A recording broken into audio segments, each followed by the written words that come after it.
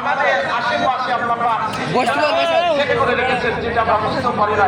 কোরআনের জ্ঞান থাকা লাগে, সিসি ক্যামেরা আছে, সিসি ক্যামেরা থাকে, মানুষের সেই থেকে ভয় নিজের ভিতরে সৃষ্টি হয় না। ঠিক কিনা বলেন? আল্লাহ পাক কিভাবে সৃষ্টি করে রেখেছেন? 26 নম্বর পারার সূরা গান শুরু করা যায়। আল্লাহ পাক বলেন, ওয়ালাকাদ খলাকনাল ইনসানা ওয়া না'লামু মা তুওয়াসওয়িসু বিহি নাফসুহু